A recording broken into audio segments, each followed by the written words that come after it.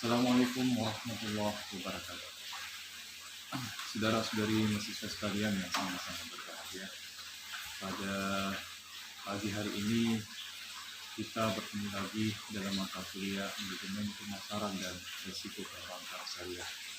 Pada kali ini tidak terasa kita sudah memasuki pertemuan yang ketiga, dan pada kali ini Bapak akan mengangkat tentang manajemen risiko perbankan. Kalau kita melihat dari materi kita akan kombinasikan antara manajemen pemasaran dan manajemen risiko perbankan syariah. Jadi sekali lagi, sebetulnya mata kuliah ini terdapat dua mata kuliah dalam satu mata kuliah. Jadi Bapak akan membagi materinya, ya. Di sisi satu Bapak akan berbicara tentang manajemen pemasaran, dan di sisi lain juga Bapak akan berbicara tentang manajemen risiko perbankan syariah. Saudara-saudari mahasiswa sekalian, sebenarnya manajemen risiko diperlukan bukan saja di dunia perbankan, namun juga dapat diterapkan di berbagai aktivitas.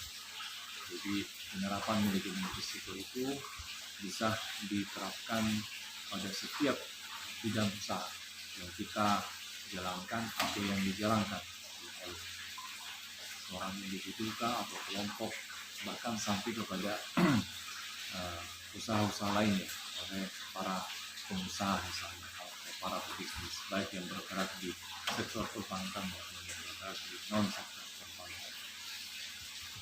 Faktor resiko yang dipertimbangkan akan berbeda dari aktivitas yang satu dengan yang lain.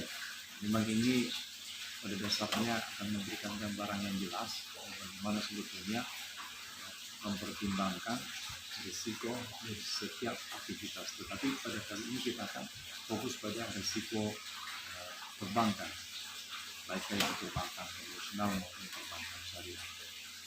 Dalam dunia perbankan, hal tersebut sangat menarik untuk disimak, mengingat faktor risiko yang terjadi dapat bersumber dari berbagai faktor, serta risikonya terbatas menyangkut kepada kerugian yang mungkin timbul di masa mendatang. Ini yang harus kita antisipasi, bagaimana supaya risiko itu tidak semakin lama semakin membesar. Tetapi kalau terjadi hal seperti itu, mungkin kita bisa antisipasi dengan penerapan manajemen risiko yang lebih efektif lagi, yang tepat sasaran.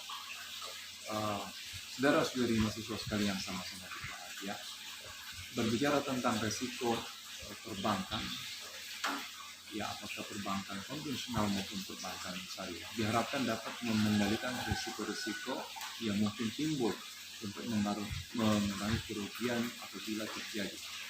Nah, kerugian itu pasti akan berbeda-beda tergantung pada aktivitas antisipasi penanganan manajemen risiko. Perbankan di Indonesia misalnya tentunya sudah melakukan analisis dan teknik yang berkaitan dengan upaya untuk mengurangi kerugian yang timbul di masa mendatang melalui proses pengelolaan risiko. Misalnya salah satu di antaranya adalah pengelolaan risiko kredit serta antisipasi kredit dan analisis kredit. Nah, analisis kredit ini memang harus mempunyai analisis tersendiri untuk mengurangi risiko-risiko yang terjadi.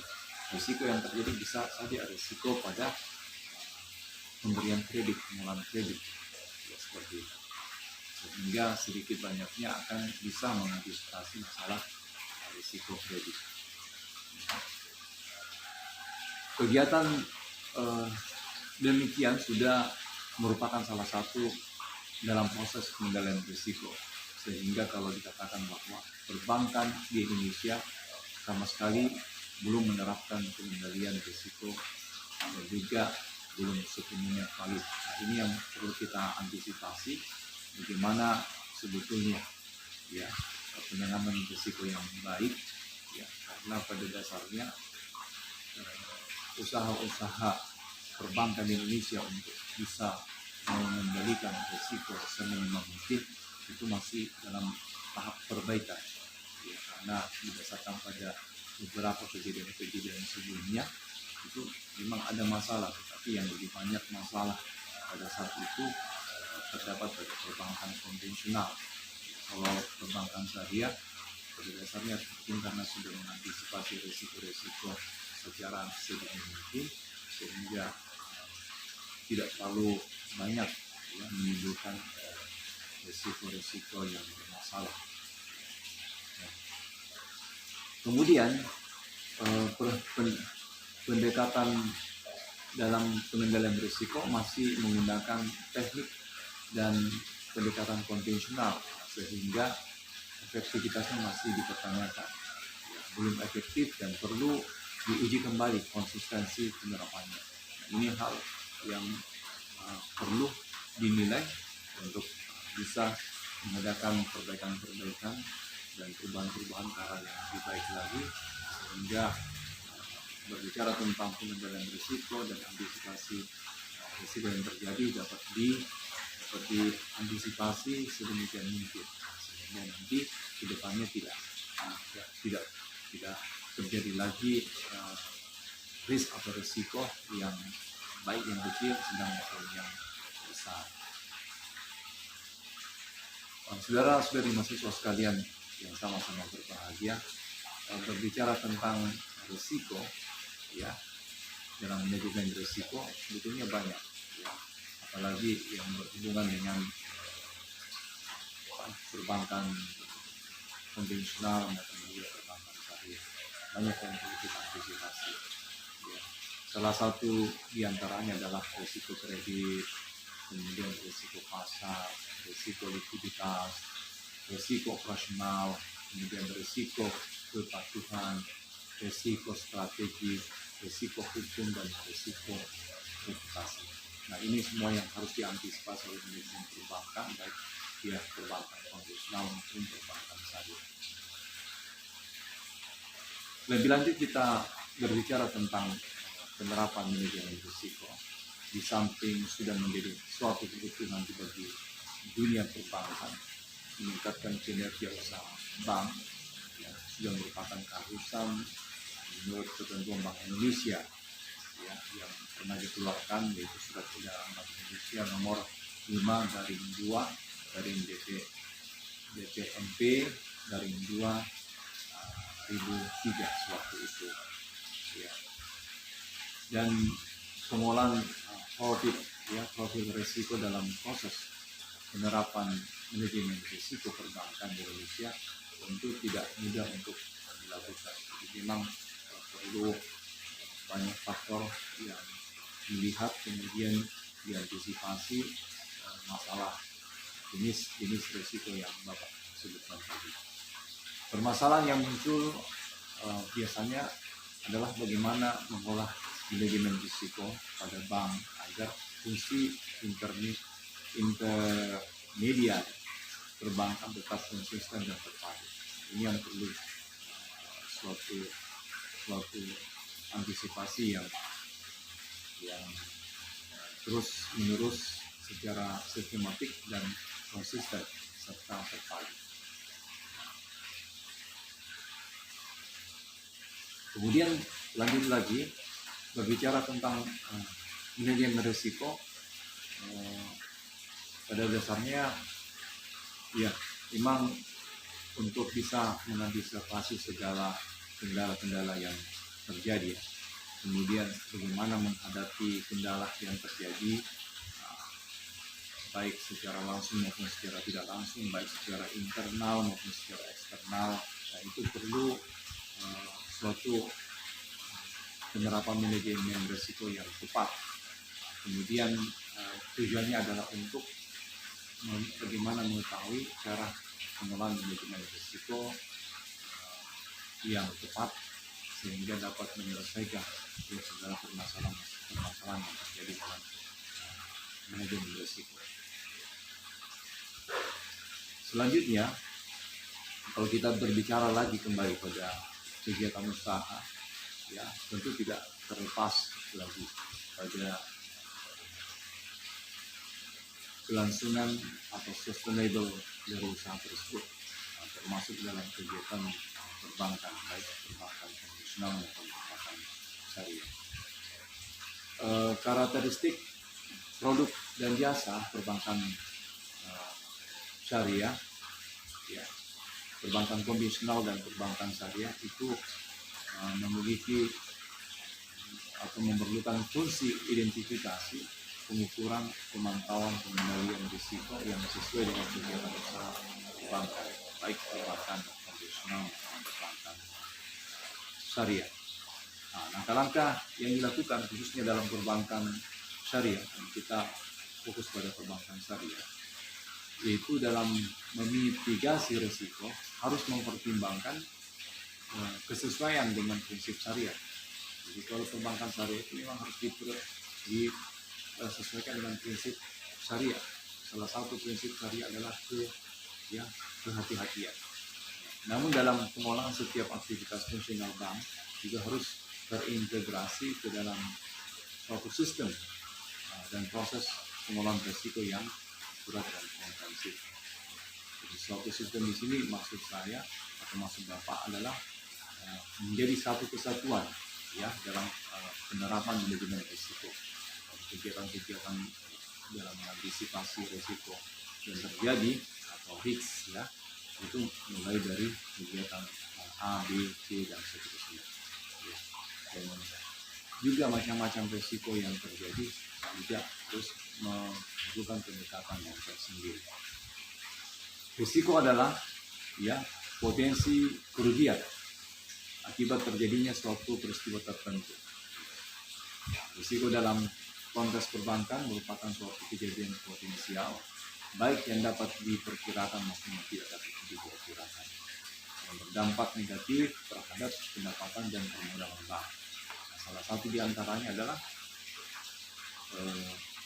adanya tingkat inflasi yang menyebabkan terjadinya kenaikan harga. Nah, terjadinya kenaikan harga barang ini tentu melemahkan sisi kekuatan konsumen. Nah, kalau lemah sisi kekuatan konsumen, maka mereka tidak mampu untuk membelanjakan uangnya yang terbatas, dan untuk memenuhi kebutuhan primer dan sekundernya itu teramat berat. Apalagi kalau misalnya mengantisipasi masalah saving, ya, tabungan. Nah, bank juga akan dihadapi oleh kendala karena terjadi kenaikan tingkat bunga bank. Ya, kalau misalnya di bank konvensional itu terjadi kenaikan tingkat bunga bank akibat naiknya inflasi. Sedangkan kalau di perbankan syariah ada beberapa kriteria yang khusus diterapkan, dan salah satu di antaranya adalah, ya, penilaian pada 5C. Salah satu di antaranya adalah capability daripada nasabah, apakah dia sanggup, ya, kalau misalnya dia tidak mempunyai lagi sumber pendapatan, maka kemungkinan besar dia akan gugur dalam pengusulan kredit. Masa depan industri perbankan, khususnya perbankan syariah, akan sangat tergantung pada kemampuannya untuk merespon perubahan dalam dunia keuangan. Kita lihat sekarang, ya, begitu sistematiknya atau begitu maraknya perubahan-perubahan yang terjadi pada dunia perbankan. Kita bisa melihat berbagai macam produk layanan perbankan yang bisa memberikan kemanjaan pada nasabah, ya, perbankan yang bersangkutan, dan juga masyarakat secara umum yang menggunakan fasilitas perbankan. Salah satu di antaranya adalah mobile banking, ya, yang bisa diaplikasikan, bisa diakses pada handphone, ya, kemudian pada laptop dan lain sebagainya. Kemudian juga hadirnya ajunan tunai mandiri atau ATM, baik yang menarik uang maupun yang mentransfer uang. Kemudian lagi produk-produk perbankan lainnya yang bisa memberikan kemudahan. Salah satu di antaranya adalah kredit perumahan dengan tingkat bunga yang rendah, kemudian kredit kendaraan dengan tingkat bunga yang rendah, bahkan sama sekali tidak memiliki bunga, hanya DP sekian persen aja yang mereka bisa membawa pulang satu unit mobil. Ini adalah merupakan salah satu risiko pada sisi lain yang ingin dipandang, yang ingin dilihat apabila bank melakukan perubahan-perubahan atau inovasi-inovasi terhadap produk pelayanan perbankan. Kemudian implikasinya adalah sektor keuangan pun menjadi semakin dinamis, kompetitif dan kompleks. Jadi terjadinya fenomena globalisasi, revolusi teknologi, informasi, menjadikan bahwa lingkup perbankan, khususnya perbankan syariah sebagai lembaga keuangan telah melampaui batas perundang-undangan yang berlaku dan diterapkan di suatu negara, sehingga bisa saja perbankan yang bersangkutan itu melakukan inovasi-inovasi yang terbaru, sehingga tadi seperti yang Bapak jelaskan dan Bapak katakan, dapat memberikan pelayanan yang sekompleks mungkin, yang seluas mungkin. Dan tentu ini kalau dilihat dari ukuran risiko, tentu juga risikonya akan semakin besar. Selanjutnya tentang perundang-undangan yang melampaui undang-undang suatu negara, itu implikasinya adalah sektor keuangan itu menjadi semakin dinamis, kompleks dan kompetitif. Terlebih lagi dengan adanya tren pertumbuhan merger lintas negara, akuisisi dan konsolidasi keuangan yang membawakan resiko setiap unit segmen dari industri keuangan tersebut. Ini yang diungkapkan oleh Rahmani tahun 2009, yang pada dasarnya bahwa dia menekankan bahwa implikasi dari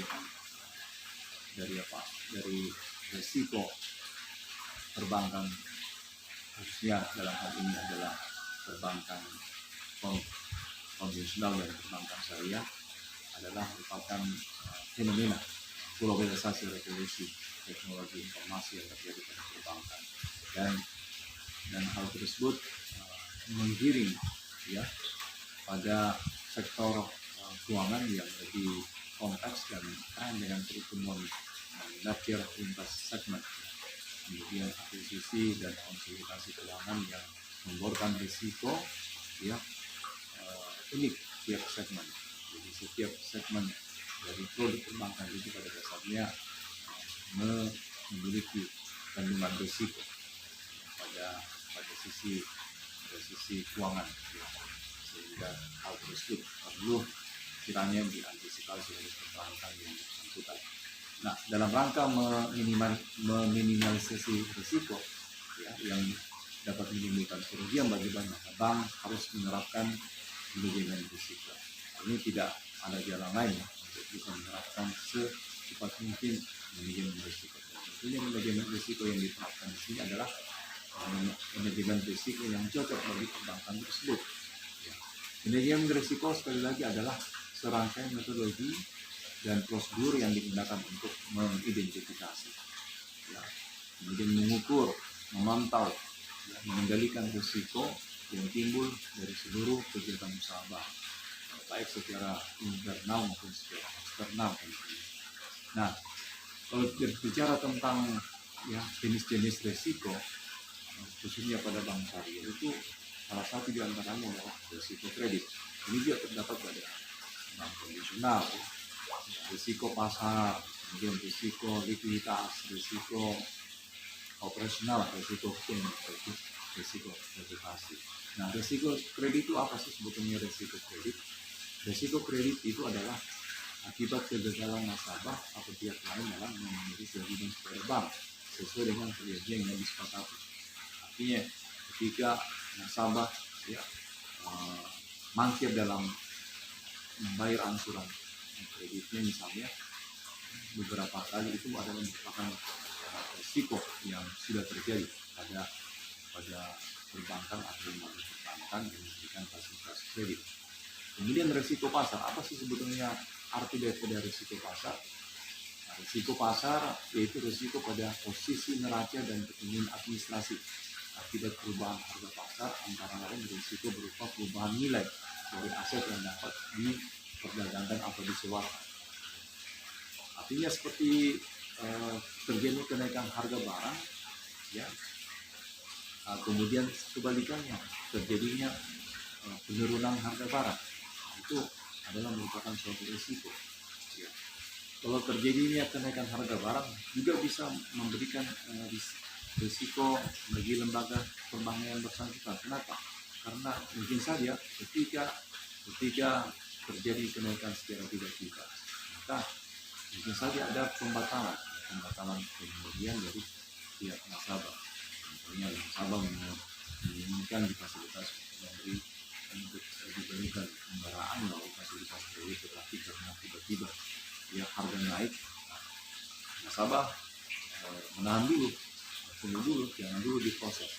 Kemudian hal itu terjadi secara berulang pada nasabah yang lain, sehingga menyebabkan juga perbankan tidak memiliki keuntungan dari memberikan fasilitas kredit, terjadi pembatalan. Nah, begitupun juga pada sisi penurunan harga, ya, pihak perbankan juga, ya, tidak mendapatkan semacam benefit atau keuntungan, ya, karena apa? Karena harga barang yang turun. Di sisi lain, konsumen mempunyai kemampuan yang maksimal untuk bisa membeli atau menggapai barang yang dimiliki, tetapi di sisi lain, ya, perbankan dengan harga yang lebih rendah, ya, mereka tidak memiliki benefit atau keuntungan, ya, sehingga mungkin dia melakukan pembatasan terhadap pemberian fasilitas kredit, ya, karena harga yang terus menurun, ya, sehingga barang yang bersangkutan bisa saja tidak ada nilai harganya, sehingga bisa saja bank sama sekali tidak mendapatkan apa-apa dari bisnis pemberian kredit tersebut. Kemudian risiko selanjutnya adalah risiko likuiditas. Apa yang dimaksud dengan risiko likuiditas? Risiko likuiditas yaitu risiko akibat ketidakmampuan bank untuk memenuhi kewajiban yang jatuh tempo, ya, dari sumber pendanaan arus kas atau aset likuid berkualitas tinggi yang dapat diagunkan tanpa mengganggu aktivitas dan kondisi keuangan bank.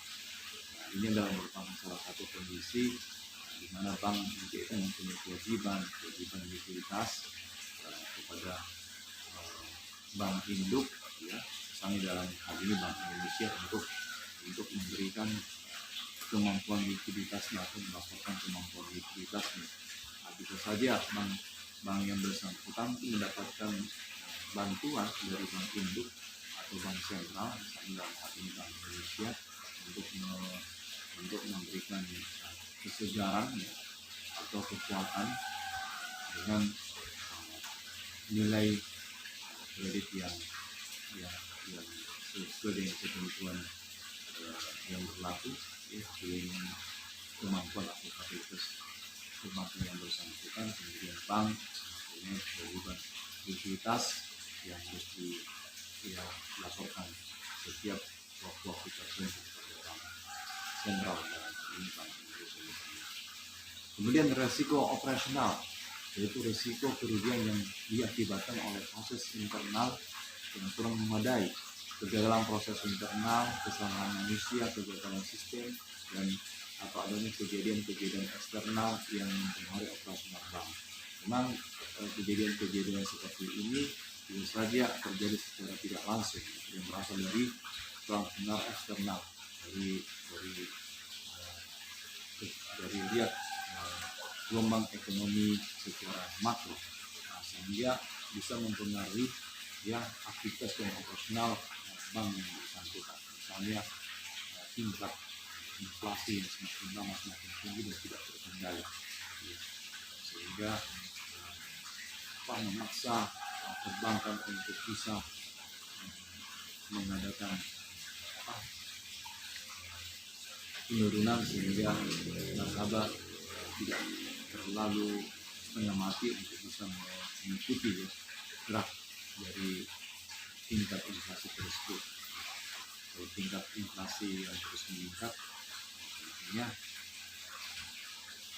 seperti yang Bapak katakan tadi, nasabah tidak mempunyai kemampuan untuk mengikuti laju dari perubahan harga, sehingga mereka tidak mempunyai kekuatan apa untuk mendapatkan fasilitas kredit, kemudian juga untuk membayar angsurannya, ya seperti itu. Kemudian risiko operasional. Risiko operasional ini yaitu risiko kerugian yang diakibatkan oleh proses internal dan perlu memadai otak usia ya di dalam proses internal kesalahan manusia di dalam hukum dan lain sebagainya tadi Bapak sudah jelaskan. Kemudian risiko selanjutnya adalah risiko hukum. Risiko hukum yaitu risiko akibat tuntunan hukum atau kelemahan aspek yuridis. Ini bisa juga menyebabkan operasionalisasi dari kegiatan perbankan, baik perbankan konvensional maupun perbankan syariah itu terhenti, stagnan, tidak bergerak. Kenapa? Karena ada kelemahan dalam aspek yuridis, sehingga dari izinnya yang belum keluar sepenuhnya, ya, atau ada aspek lain, ya, yang harus mencatat pada kemampuan dari bank tersebut untuk mengelola kredit dan juga kemampuan dana yang dimiliki oleh perbankan yang bersangkutan. Maka sudah standar seperti yang telah ditetapkan oleh Bank Indonesia atau tidak. Jadi Indonesia ya, kalau di bank luar itu kita gunakan istilah bank sentral. Kemudian risiko reputasi yaitu risiko akibat menurunnya tingkat kepercayaan atau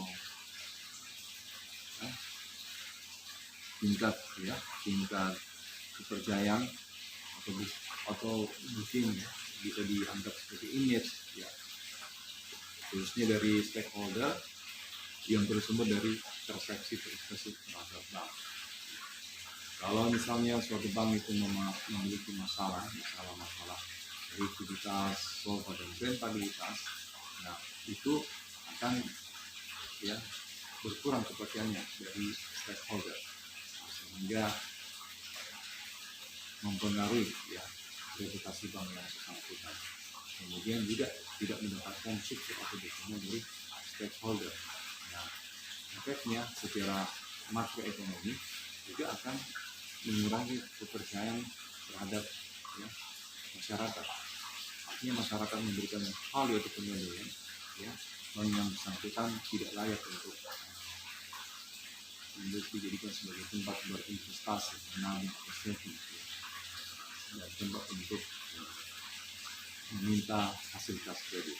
Kemudian berikutnya adalah resiko strategik. Nah, resiko strategik yaitu resiko akibat ketidaktepatan dalam pengembalian atau pelaksanaan suatu keputusan strategik serta kegagalan dalam mengantisipasi perubahan bisnis.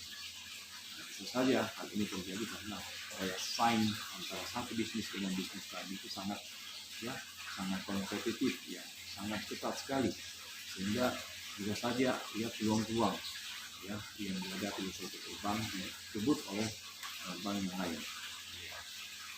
Kemudian itu risiko kepatuhan. Risiko kepatuhan yaitu risiko akibat bank tidak mematuhi dan tidak melaksanakan peraturan perundang-undangan yang telah berlaku dan ketentuan yang berlaku serta prinsip-prinsip ya, salah satu diantaranya adalah prinsip-prinsip perbankan konvensional dan juga prinsip-prinsip perbankan syariah.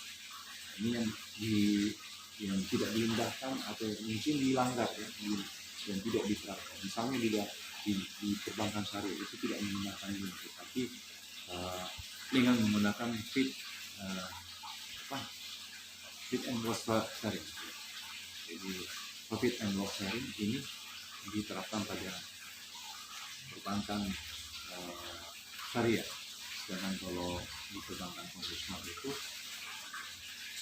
menerapkan profit sharing seperti itu.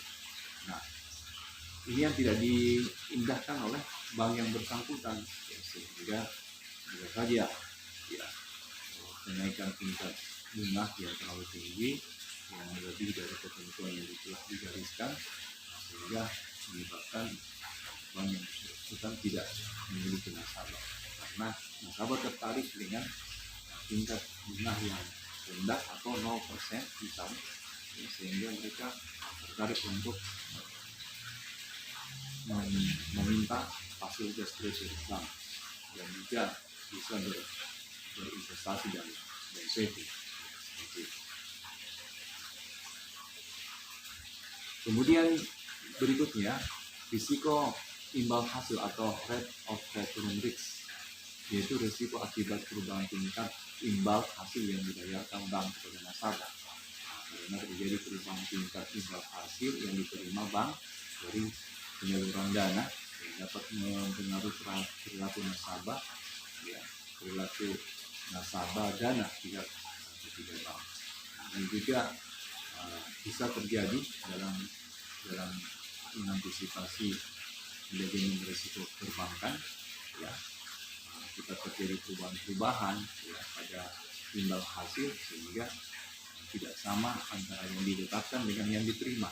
Nah, sehingga bisa saja terjadi klaim ya, misalnya kenapa saya mengusulkan kredit sekian, yang menjadi realisasi adalah sekian. Ini mungkin saja terjadi perubahan ya, dari tingkat imbal.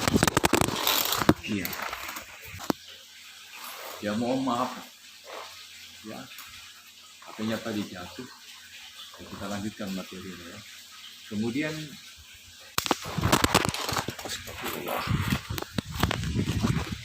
ya tadi kita lanjutkan ya.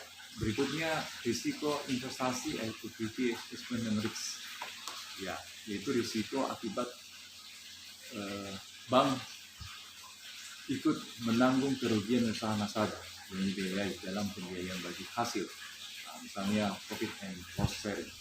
Nah, ini bisa saja terjadi ya ketika bank memberikan subsidi terhadap usaha yang dijalankan oleh nasabah, tetapi nasabah ini mengalami penurunan tingkat usaha, sehingga juga bank dapat memperoleh imbasnya, imbas yang negatif. Nah, tetapi sebaliknya ketika usaha dari nasabahnya ini yang diberikan fasilitas kredit dapat meningkat atau bertambah maju, sehingga bank juga akan mendapatkan manfaat dari pemberian dana yang telah diputuskan oleh bank yang bersangkutan. Kemudian selanjutnya, untuk mengatasi risiko bank, ya, wajib menerapkan manajemen risiko secara efektif, artinya secara tepat. Ya. Penerapan manajemen risiko untuk UUS, ya, unit usaha syariah dilakukan terhadap seluruh kegiatan usaha unit usaha syariah UUS yang merupakan satu kesatuan dalam penerapan manajemen risiko pada bank yang bersangkutan. Kemudian penerapan manajemen risiko setidaknya mencakup pengawasan aktif ya, Dewan Komisaris, direksi, dan Dewan Pengawas Syariah.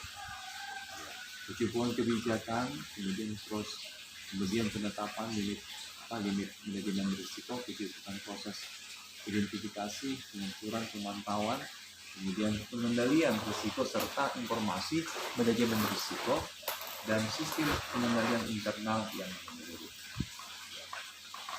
Kemudian sasaran kebijakan manajemen risiko adalah mengukur, memantau, mengendalikan jalannya kegiatan usaha bank dengan tingkat risiko yang wajar secara terarah, terintegrasi, dan berkesinambungan.